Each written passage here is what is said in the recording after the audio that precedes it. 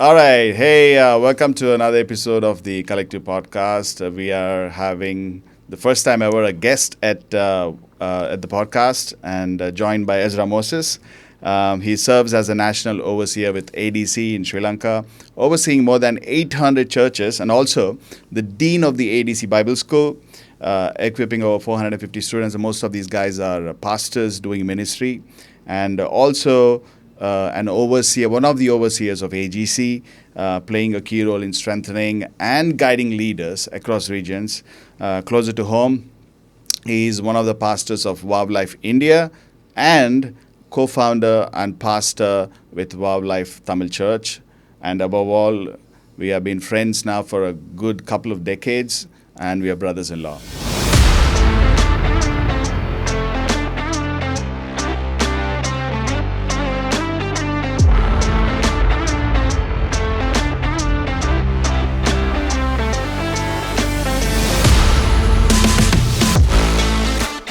It's an honor to have you here. Pleasure. Yeah, it's awesome.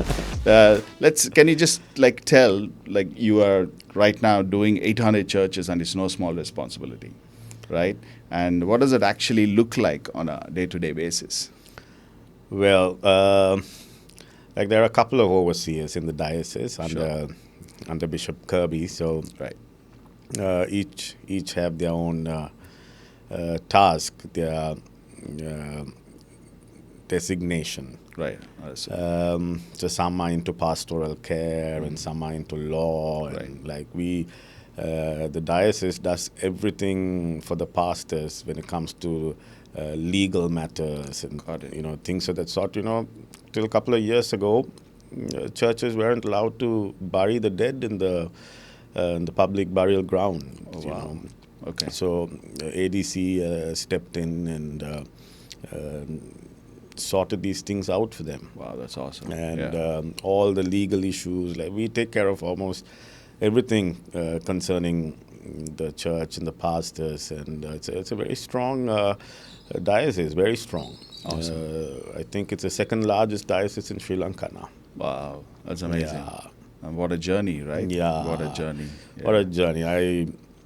I still remember how it started many years ago and where it is now, and the kind of influence it holds in Sri Lanka, and how now under the AGC, how now we've spread across the globe, and right. It's amazing. How many churches worldwide? I think worldwide, under the AGC, there's close to 11,500 churches. Wow. Yeah. That's amazing. Big. Right. Big work. Right. How many people are basically working at ADC, running it, and what does it take to make sure? It's a big machine. Right. My God, we have a board, amazing people. Mm-hmm.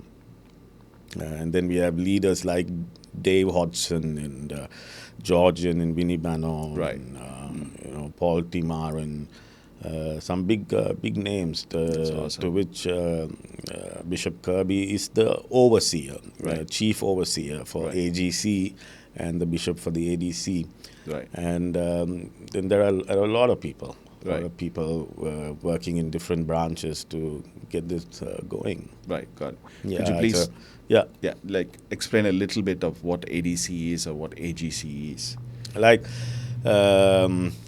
ADC, for example, is a diocese under which we have close to 800 churches, pastors under right. the diocese. They don't it's not how do I put it? It's not like some organization or basically controlled from top down. These are all independent churches. Got it. Right, independent churches, and they come under the covering of the ADC. Got it. It's not like everyone needs to have the same theology or everyone awesome. needs to run church the same way. They're all free, independent churches. Amazing. They do, some believe in things that we don't believe in, or however that is. But they all come under the ADC, and ADC provides legal covering, spiritual covering, everything, and basically protection of all kinds. Protection. Yes, right. And And then the ADC has a Bible school, Right. where we have close to or more than 450 students studying, and I'm the dean of the Bible school, and it's mostly pastors That's awesome. studying. Right. So what I'm trying to say is we are also equally equipping them with doctrines and theology and Right. the word, and making sure that they have a certificate in hand to say that they are certified pastors. Because when you talk about free churches, anyone can start a church. Anyone who feels like they're being called by God can go start a church, and there's nothing wrong in that if you feel a calling and you go do your work. But in today's world, there are questions like, are you able to do what you're doing? Are you certified? Who gave you the right to do church? And to answer all these questions, we make sure that they're equipped as well. So 100%, yeah. So it's a large work, and recently we had floods and the landslides, and it was a tough one. millions lost their homes and businesses, and lots of pastors lost their churches, and ADC was on the ground. Yeah, we were there working, helping, providing food and everything, and so we work from every angle in that aspect, in providing. In providing, in protection, in covering, in all legal matters. Yeah, that's amazing. It's like basically like a parent watching over. Yeah, that's amazing. Yeah. That's amazing. I'm sure it's no easy task. Yeah, but then I think someone's got to do it, and when you have purpose, I think anything that's purpose driven will be easy to do. Understood. Yeah, absolutely. I think if you're just gonna do it for the sake of doing some job, right? Then it might be there's no heart or look like something too big to handle. But I think purpose puts everything into perspective. Absolutely. No, I agree with you. Yeah, absolutely. And I think the entire to begin with, Bishop Kirby is completely purpose-driven. He knows what he's doing and why he's doing it, and he's fully into it. So it's very easy to follow a leader that way. Oh, that's awesome. That's good. That's really good. What about AGC? So how does now that AGC is the Apostolic Grace Covering, and AGC operates globally. Right.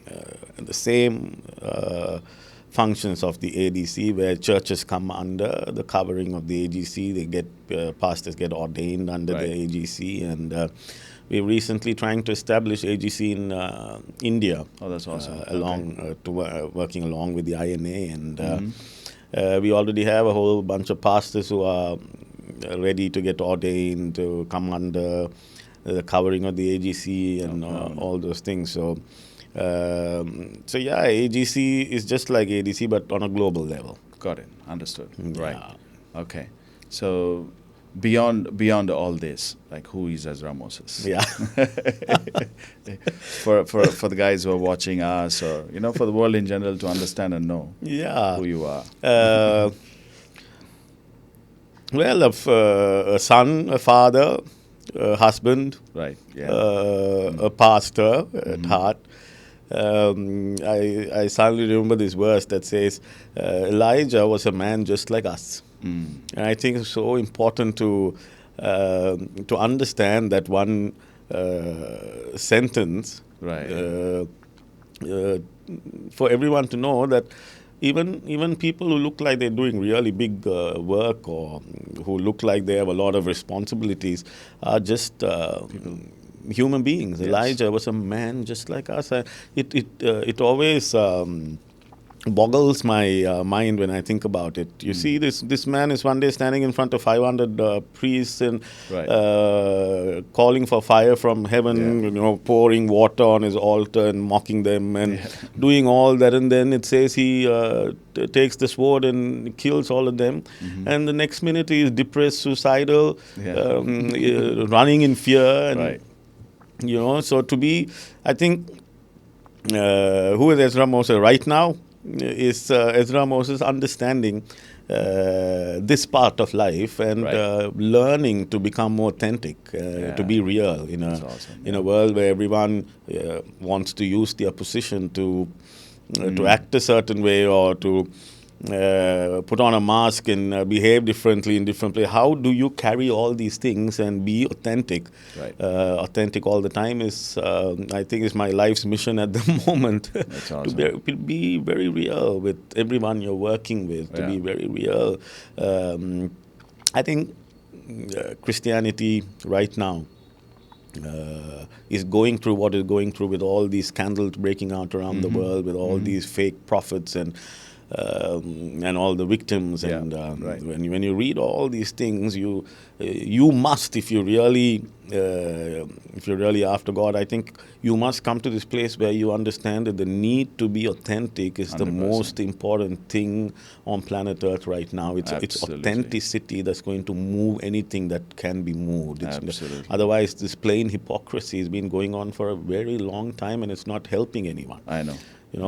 It's Jesus, all performance, basically. Yeah, it's all. But Jesus, one day they call him good, and Jesus, as a man, says, "Don't call me good. There is no one good except the Father in heaven." Like, why are you calling Jesus? Don't call me good. Who's good? Like, in wanting to be good, everyone is just putting up an act. Right.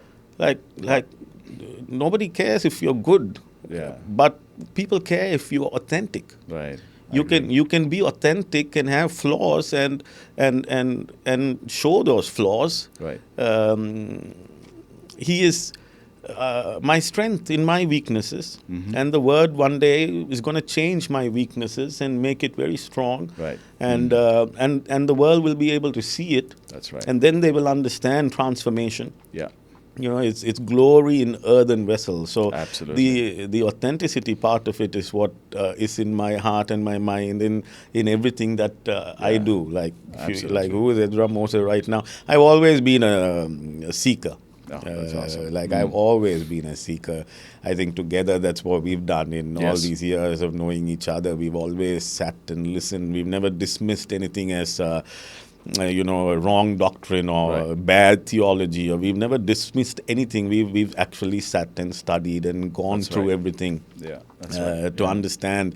So we've always been seeking, right? Absolutely. And we are like, how do I put it? We love the presence of God, right? And like there's nothing else that moves us like the presence of God. You go to any church. Last month, the month before that, I was in Hyderabad and I was at a church ready to preach, and they sang a song in their language, and the presence of God just filled the place, and that was that. I was so undone, and that is all we are. We're seeking to know God, and we love the presence of God, and then we go have fun. We live life. Very important. We're not like monks on a on a hilltop, seeking God 24/7 that way. Like Christ in you is the hope of glory. So if I'm not with community, if I'm not with people, I don't find Christ sitting alone just doing that. So. There's a point in that journey right now, authenticity is where I'm at. That's awesome. That's really beautiful, because I think to stay true means people can relate to you. Yeah. And if people relate to you, they can approach. Once they approach you, only they can see what you carry. I think there is this expectation. I think it works both ways, right? Sure. Pastors have built this certain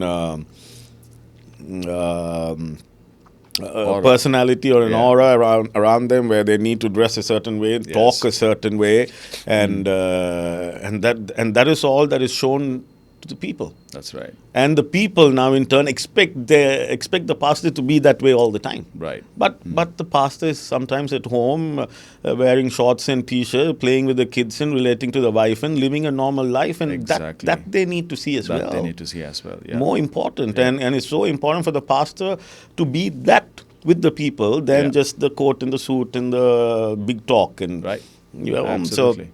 So that's why I think it's very true. Authenticity, to be true. Absolutely. Yeah. I totally agree with you. Like, if there is anything that you would want to tell any ministers or pastors who are watching this, right, beyond what you just said, Yeah. what would be your message to them? My message to, like, I think for the last 6 odd months, the one thing that I've been talking a lot about is grace, of course, but trying to bring in this understanding that grace shouldn't be misunderstood. Right. I think is very important. Grace shouldn't be misunderstood. Why am I saying that? Because I don't know if you noticed. I noticed this a lot. Somehow with the doctrines of grace, or the gospel of grace, that they call it. Some call it hyper grace. Right. However you put it, Yeah. I started noticing people getting very lazy Yeah. with their walk with God, or not just the spiritual aspect, but I basically saw people getting lazy. Very less responsibility being Like taken. there's no responsibility, correct? There are people who used to pray day and night who hardly pray. Yeah, that's true. I personally know people who heard the gospel of grace and became so. What's the right word to use? I don't want to brand people as lazy, but there is a certain lethargy that's come into people. I see you. I noticed it for a long time, and I understood that it has to be. You have to set it right by helping understand grace well. Right. I think it's Ephesians chapter 1, Ephesians 2, Right. 8 to 10. Now, Ephesians 2. Let's go to Ephesians 2 first. Okay. For By grace, yeah. by grace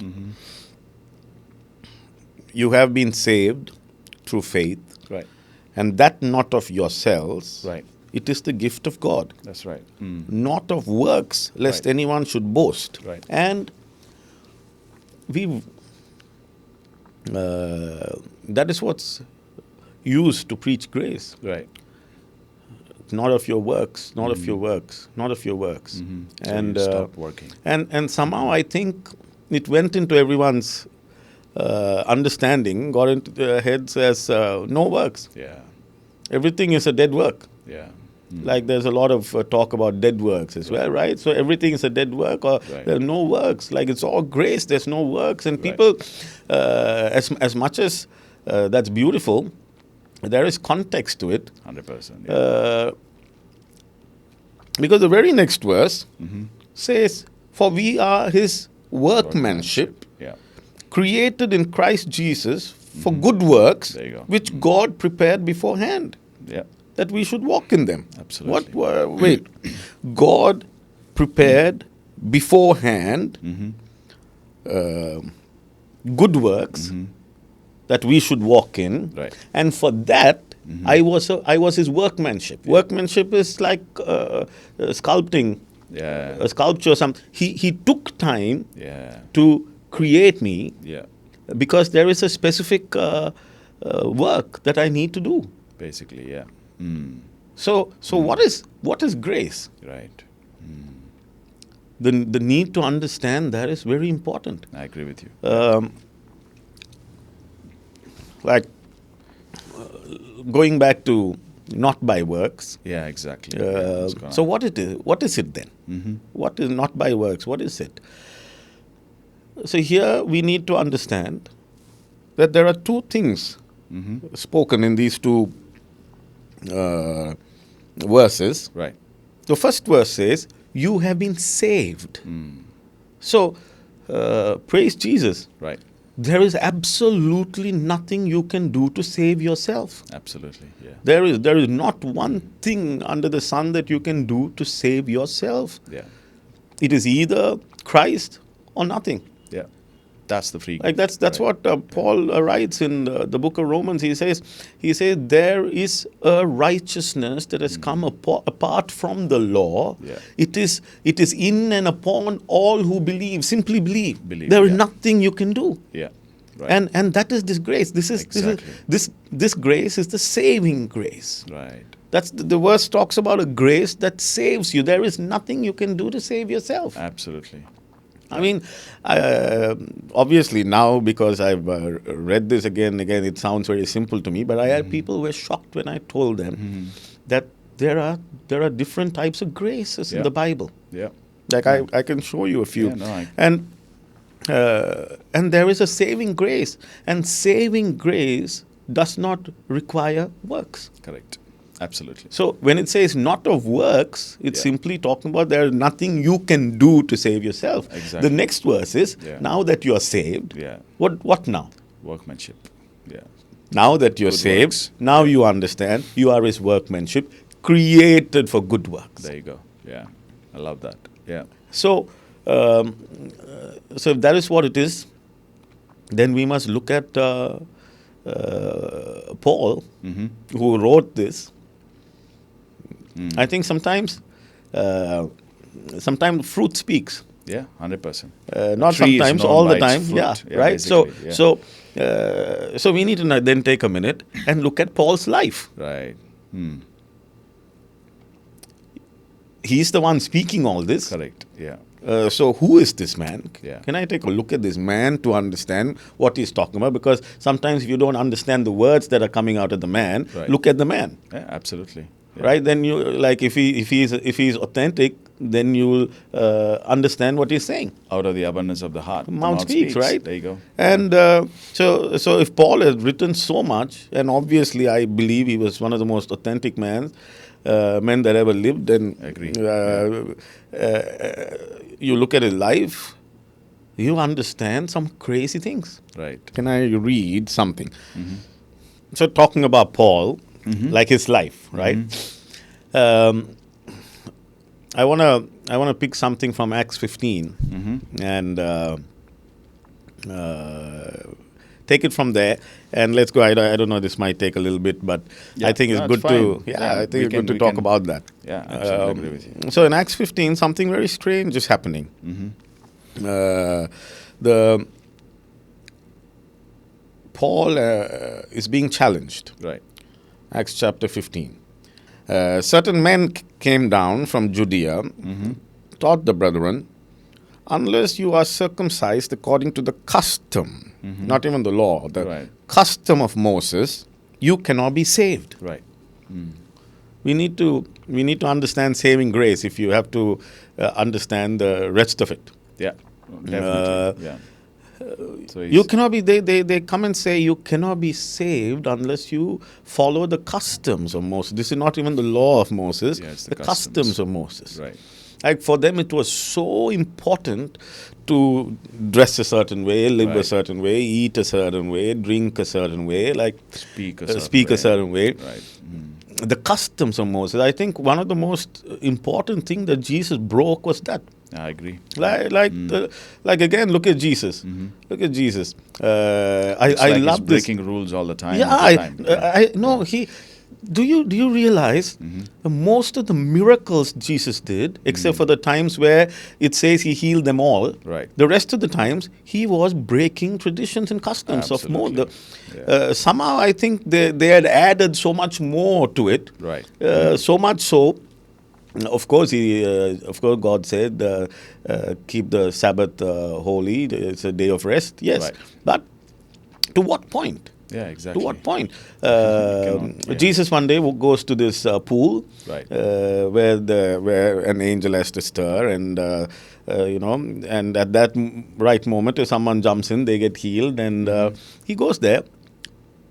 He's used to healing everyone, right? That's right. He should Yeah. have healed everyone. Yeah, exactly. But no, No, he doesn't. he went and picked this one particular man. Right. He didn't even, he went straight to the point. Right. He said, pick up your bed and walk. Walk. Yeah. That is the one thing that they're not supposed to do on that day. Right. On that Sabbath day, You're not supposed to pick. And that's why the Pharisees and the priests catch hold of him. They don't ask him anything else. They say, how can you pick up a bed and walk? What is wrong with you? Right. So it's a custom. It's a custom. These customs of men, and Jesus would break it. Like, Gotcha. washing of hands and feet. Right. Even in the law, it was not meant for everyone. Priests have to wash before sacrifice. Exactly. But now suddenly it's for everyone, and that's why the very first miracle, the pots that were kept outside were to wash hands and feet. Yeah. He went and turned that into wine and left it there and walked away. Like Amazing. every miracle, he was always trying to do something with each of his miracles. That's crazy. So customs, because they were very sure that you can only be saved by the customs of Moses. Right. And it's written, therefore, when Paul and Barnabas had no small dissension and dispute with them, imagine, the words are very strong, dissension and dispute, not very Christian, the words. Yeah, exactly. Meaning that they're now arguing, debating, fighting over this issue. So they decide, we're going to go to Jerusalem, to the apostles, the ones who walked with Jesus. The elders, and we're going to raise this question with them. Right. So they go, and this is the crazier part. When we go down to verse 6, the apostles and elders came together to consider this matter, and when there had been much dispute, again, they didn't know as well. That's right. Like the danger. What I want to point here is the danger of having half an understanding on things is what creates the lethargy, the inconsistencies of life, where you experience so much limitations in your walk. What causes this?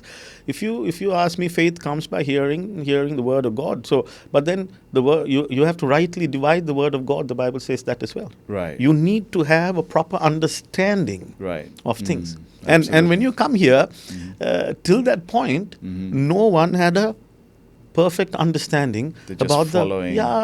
They're all into customs. That's why even the disciples and the elders are now in dispute. Yeah. Over this matter, like, how do you get saved? Right. Yeah.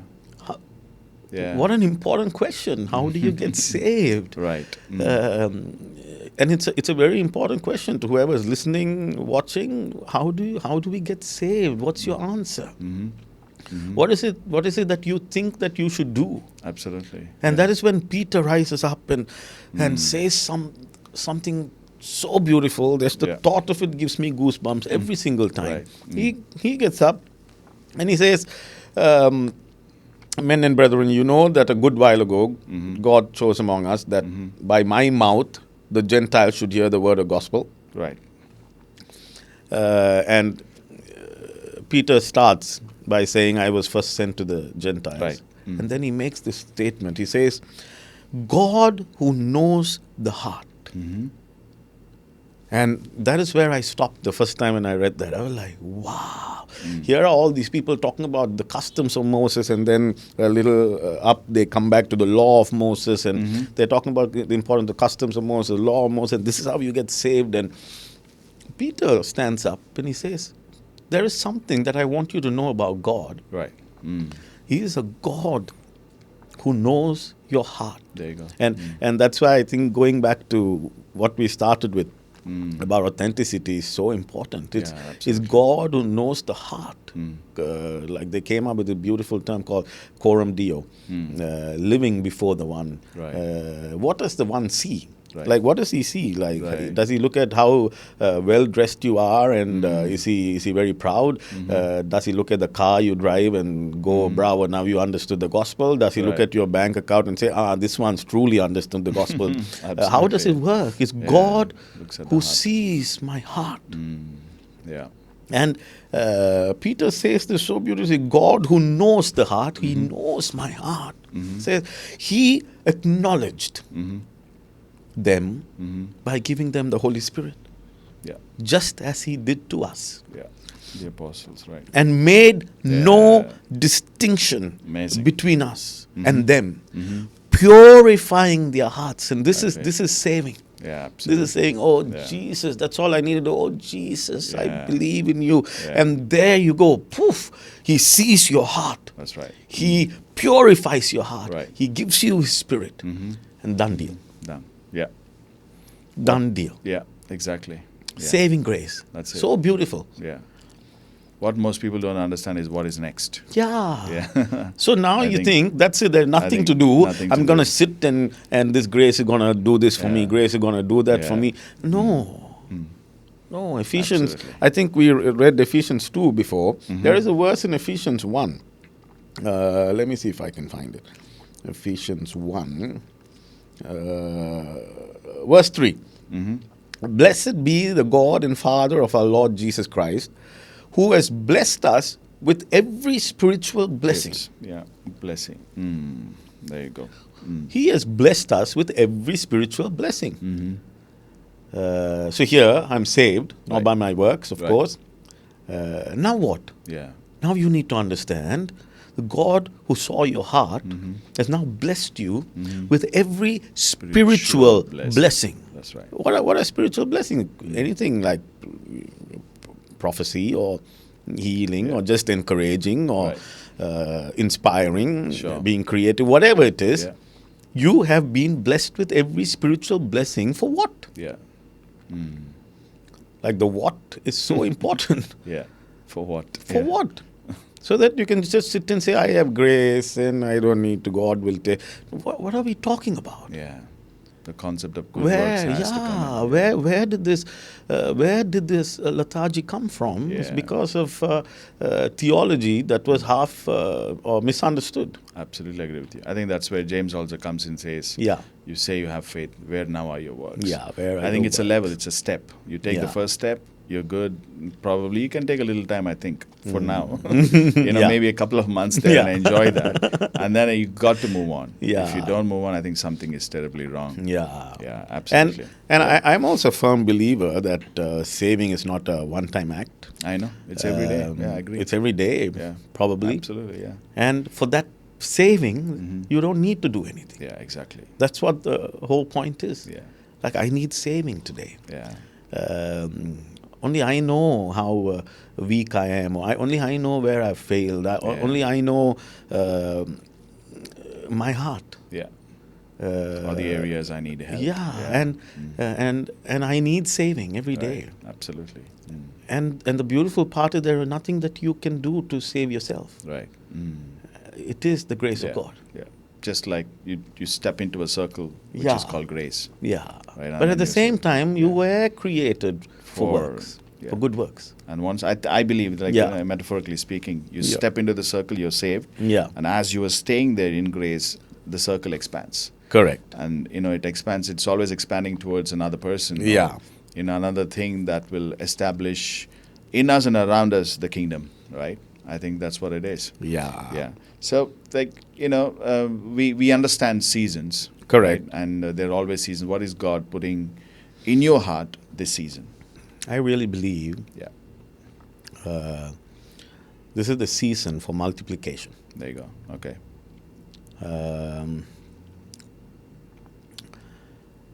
It's one thing to feel it in my heart. Mm-hmm. It's another thing. Another thing is what I'm seeing, what I'm witnessing happening around me. Right. I can clearly understand multiplication. To put that in a way that everyone can understand, Sure. I can read. Let's go to Romans 12, Okay. 1 to 8. It's a beautiful chapter. I think if we read that, then I'll be able to explain something about that. Right. Romans 8. Romans 12. Romans 12:1. Everybody knows the I beseech you, therefore, brethren part. So we go down to verse 3. Right. And it says, for I say, through the grace given to me, is very important, that part. The grace agree. given to me. To everyone who is among you, not to think of himself more highly than he ought to Think. think. Like I want to stop. Yeah. That's a good one. He says, by the grace given to me, you'll have to stop there and think, oh, so there was a certain grace that was given to you. Right. Which means there are different graces. Yeah. And each one receives. We will read that in a bit. Yeah, sure. But then the next point he makes is, no one should think Better than another. too highly of himself. Right. What is he trying to say? We read, for as we have many members in one body, but all members do not have the same function, so we being many are one body in Christ, Right. and individually members of one another, Right. having then gifts differing according to the grace. There you go. Each one has a gift that's been given according to the grace they have received. Yeah. And it's differing. Wow. It's crazy, Come on. Now, this will help with two things. Yeah. One, being authentic, Yeah. and one, understanding multiplication for the season. There you go. So, Okay. we'll go there. It says, so, having then gifts differing according to the grace that is given to us, let us use them. If prophecy, let us prophesy in proportion to our faith. Right. Or ministry, Right. let us use it in our ministering. He who teaches in teachings, he who exhorts in exhortation, he who gives with liberality. So that also means there are people who have the grace to just give, to earn and give. Right. Like if you have money and your work is then just give. Yeah, absolutely. Don't give and expect something else, or don't give and expect your words to carry more weight. 100%. Absolutely. That's why he says don't think highly of yourself. Each one has a different. So Paul is trying to show something. Yeah. He says you need to understand that you cannot think too highly of yourself. That's right. And next you need to understand, according to your grace, you have received a gift. So don't try to be like someone else. Right. Know what you have. Yeah. It's the most important thing. Know what you have. Right. And don't think too highly of it. Absolutely. Don't just because you can prophesy. Doesn't make Now you better. what a mess in this world today. What kind of culture have they created with I know. it? Yeah. You Sad. think too highly of yourself that people have to come and fall at your feet. Right. I know. People have to treat you a certain way, call you a certain way, just for you to give them a word. And where is it taken everyone today? I know. Yeah. There are prophets who have just been performing, I know. and there are people now who are victims of this, and that's because you fail to understand the simple thing. You don't need to think too highly of yourself. Yeah. You have a certain grace upon your life, and according to that grace, something has been given to you. Absolutely. Absolutely. And how beautiful to understand that, because then we understand the parable of the talents. Right. The parable of the talents is, I think, one of the most beautiful talents ever. It Right. talks about. I want to. Oops, sorry, That's I keep okay. hitting that thing. I want to go to Matthew 25, and I want to read this for whoever's listening. This will really help you. Right. Matthew.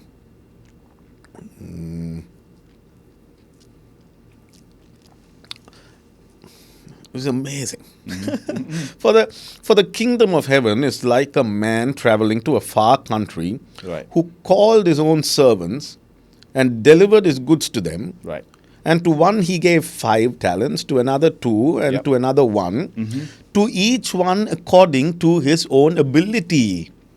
So Like- the guy's capacity is for one, and he Like got one. Yeah. God knows what you are capable of, and He's Right. given you according to your ability, Right. your Got it. capability. Right. Each one has a different grace to complete a different task. Right. So Absolutely. you have work, you have purpose on earth. 100%. Yeah. You need to understand that. And there are many people who then come and say, what is my purpose? What is the will of God for my life? My answer, if you have that question immediately, if that's the question that pops into your head, I would say find your church, find your community, find out what the leader's vision and purpose is, Right. and walk in that for a while, and you will find yours automatically. Absolutely. Yeah. I think that's a good one. Yeah, I think it's a very simple solution for people who have these questions. Like, Yeah, what do I do? What do I like? What's my purpose? Yeah. I think that's good. I think that's good, right? Because you need a place to be nurtured, to grow, to understand and come into your own in the Word, or in your relationship with God. And as long as you plug into a community or another leadership, you can find that. You can find aspects of it, and you can make that your individual expression and grow. That's a brilliant thing. Yeah. So your own ability. Yeah. And that's why I think the individual expression is so important. Absolutely important. Like, you are His workmanship. Right. He created you a certain way. Right. Gave you certain grace. Right. Paul talks about the Macedonians, and he says they have a certain grace that I wish that you will also have one day. So they had a certain grace that others didn't have. Right. What are the grace? Even in their poverty, they gave. Right. Absolutely. And they gave so joyfully, happily. When you read that, you understand there are that different grace. Different grace over different communities, different grace over different individuals, but all for one purpose, for you to finish what you were created for, the good works. Yeah, absolutely. Yeah. According to the ability. And then it says, and immediately he went on a journey. He left. Right. It's beautiful. He left, didn't leave you orphans. He gave you a spirit. He given you purpose according to your ability. Right. And then it says, he who had received the 5 talents went and traded with them, made another 5. And likewise, he who had received 2 gained 2 more also. He who had received 1 went and dug in the ground and hid his Lord's money. Right. After a long time, the Lord of those servants came to settle accounts with them. Right. Each one's theology differs on this. I have read a lot of them, and I'm working on it as well. But I'm very sure about one thing. I think there will be a day when you'll have to settle accounts. Right. Absolutely. Like, you must understand as a human being that if you were sent for a purpose, then one day you'll have to settle accounts. I agree. Yeah. How, I don't know. I wish I knew how, but I think it's common sense to understand that if I was sent here to do something, then one day I'll have to settle accounts. Yeah.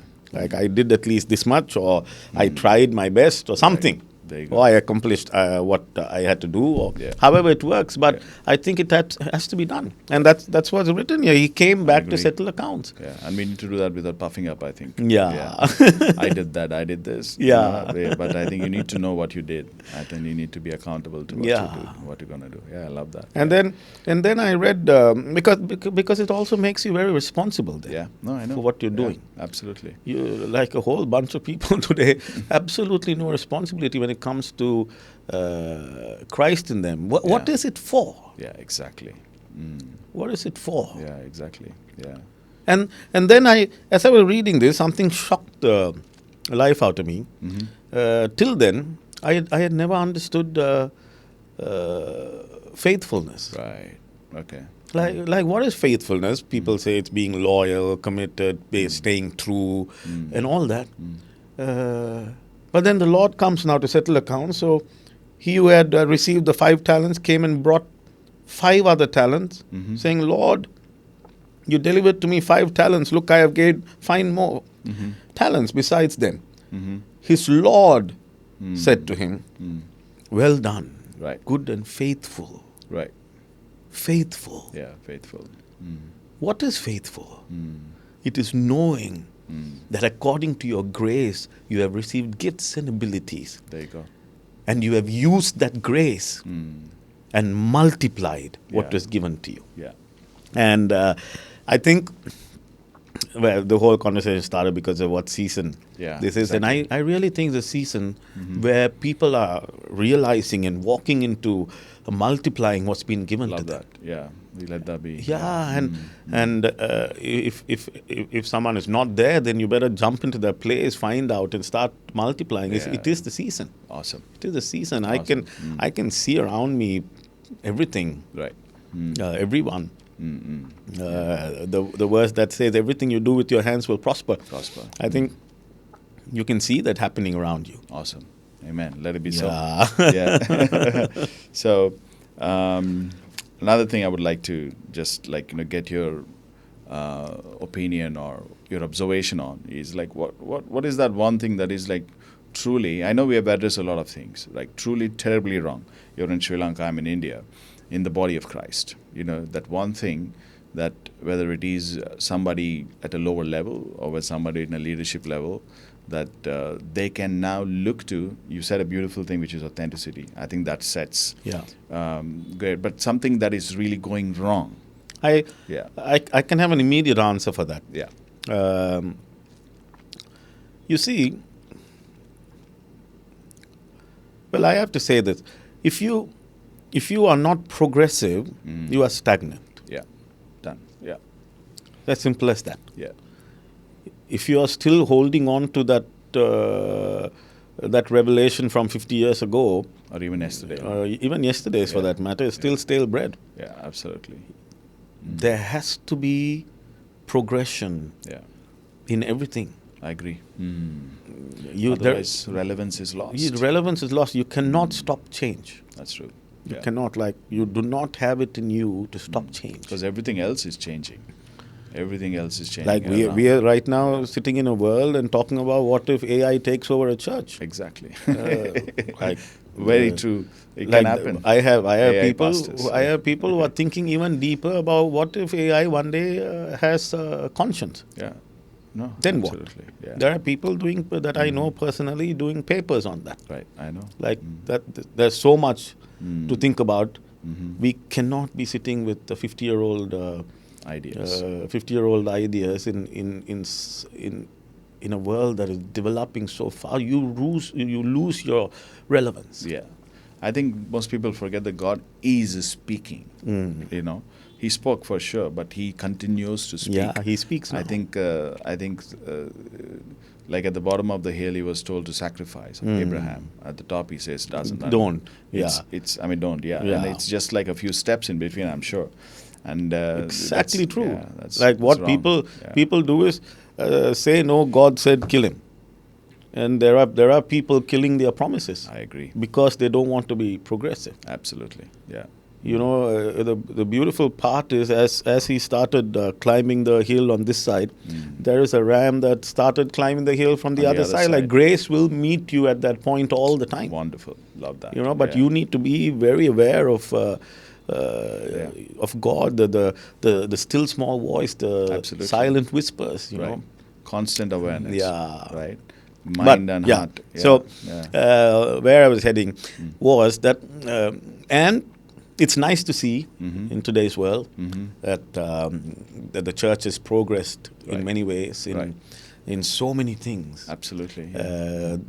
The worship culture, for example, like I'm not someone to.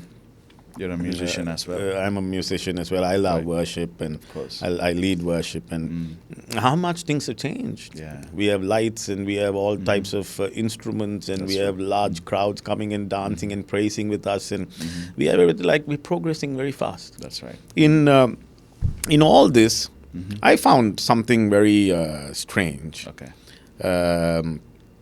I felt that people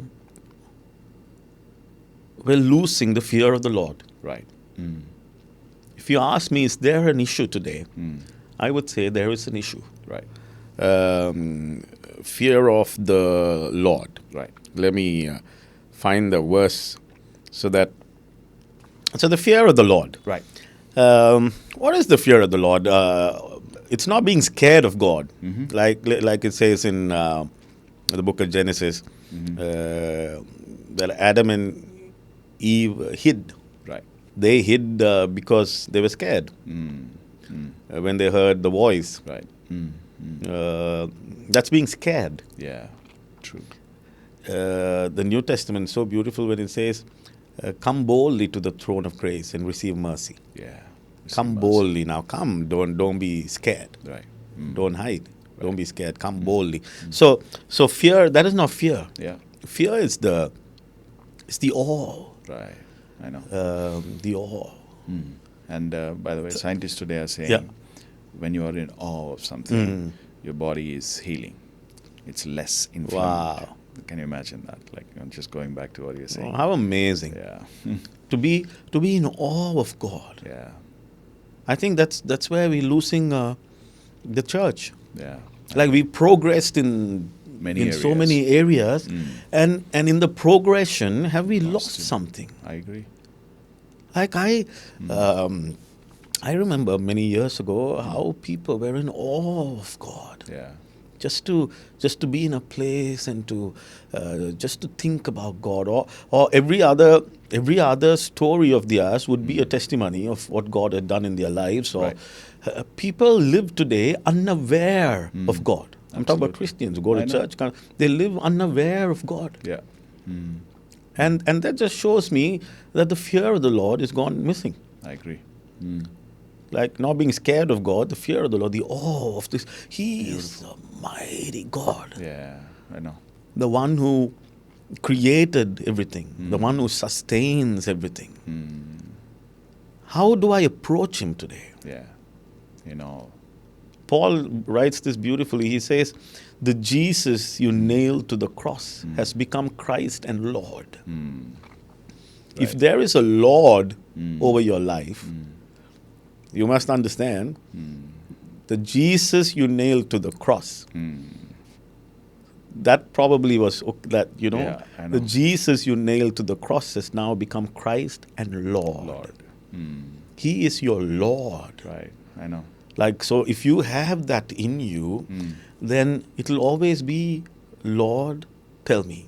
Absolutely. Lord, what is it that I must do? Absolutely. Yeah. Is there, like, that only comes from awe. I know. Not being scared, it comes from it's the fear of the Lord. Yeah.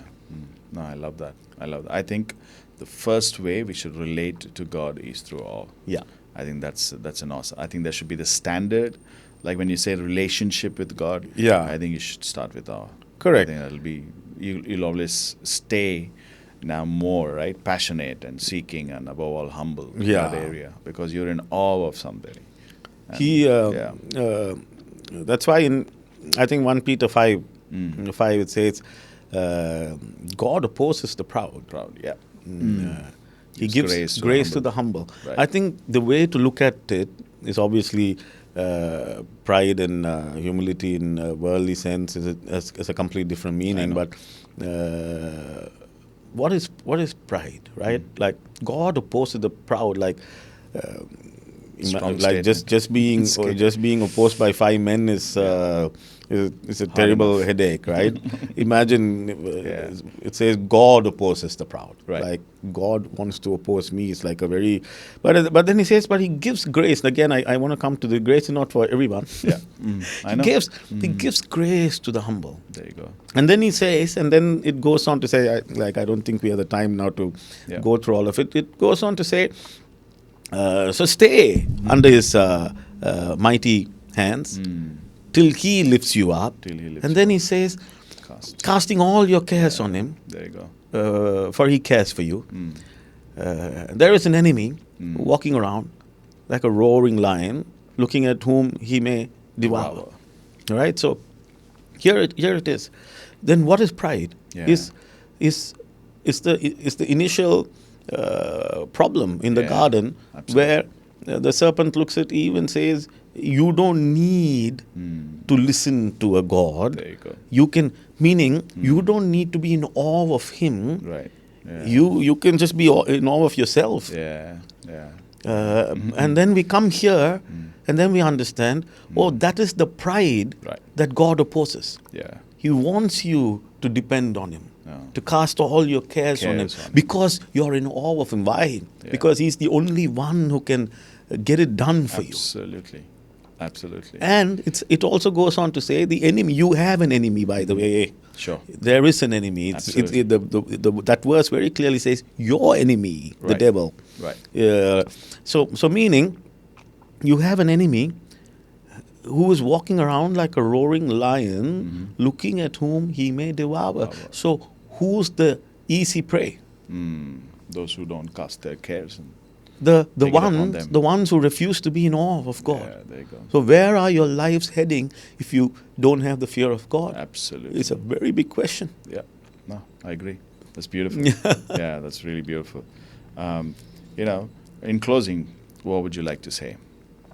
To the viewers, to everybody who probably come across this later on. Yeah. Yeah. Well, my message at the moment is very clear. Right. It talks about Jesus this way. Right. It helps you understand.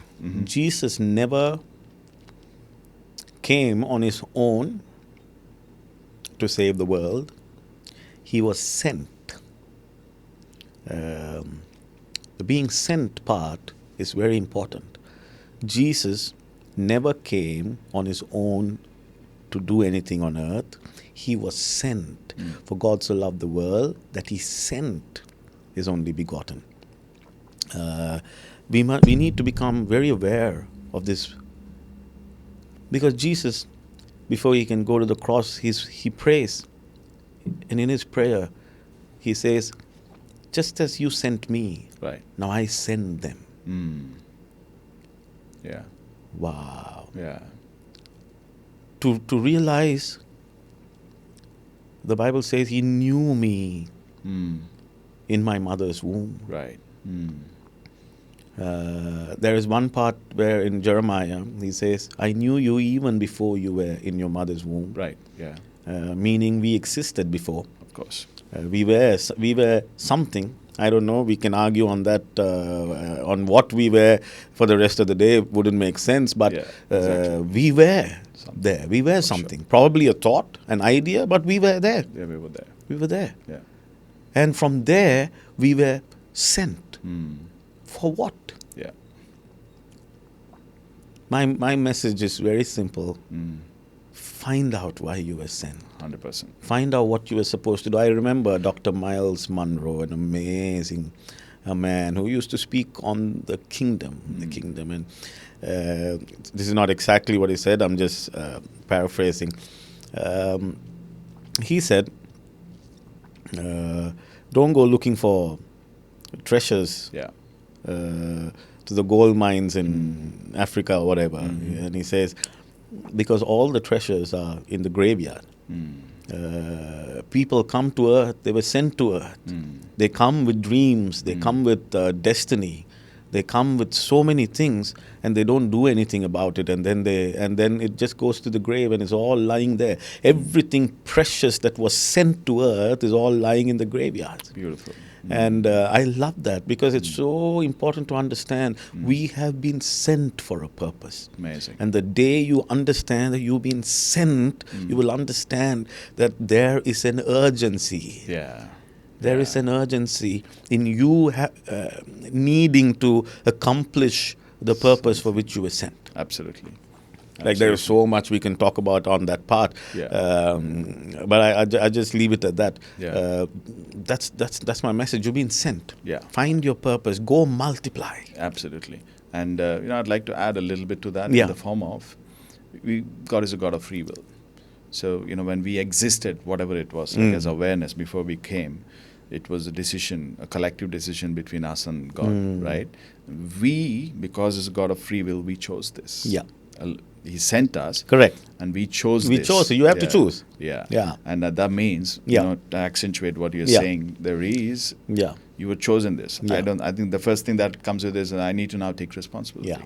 I'm 100% sure, Yeah. knowing who my God is, that I think I knew how my life is going to pan out. I knew what are the challenges, and Correct. through it all, I think I told, I want to go. Yeah. Right. And that even today gives me responsibility. Yeah. I take it upon myself Correct. under grace. Yeah. And I think what you said is very beautiful. Yeah. Figure it out.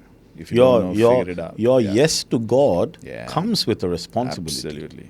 Absolutely. Like if you don't understand that, then you haven't understood God yet. Yeah, absolutely. Probably you are just grappling with your issues and your problems and your circumstances, and God is helping you out of that. But you cannot remain there. Yeah. That is a beautiful thing. Where else do you go? Go to God. He's going to sort that out for you. Absolutely. But you can't be there for the rest of your life. Oh, I have an issue. God, take care of it. I have an issue. God, take care of it. My marriage, take care of it. My son, take care of it. My food, my office, my job. Yeah. Like when you start living that way, life is so shallow. Absolutely. I The agree. day you wake, and no, I was sent to earth. For something. Me working, your job is not what you were sent for. Yeah. Your job is going to help you Right. accomplish what you were sent for. Absolutely. Yeah. There you People go. need to start thinking Yeah. like that. Don't make that the will of God for your life. Yeah. Use that to accomplish the will of Yeah. God for your life. Yeah, absolutely. Yeah. I love that. Thank you for coming here today, and thank you for this time. I'm pretty sure we're gonna do quite a few of these Yeah. going forward. Yeah. Right. And thank you for joining us. And if you guys love, like what we do, subscribe, like, and above all, like, share our content. It's really important. So thanks, guys. Thanks, Macha. It was a pleasure. Yeah. Pleasure. What a good time. Yeah. Love it. We'll do this more often. Yeah, absolutely. Let's get it done. Cheers, everybody. Thank you.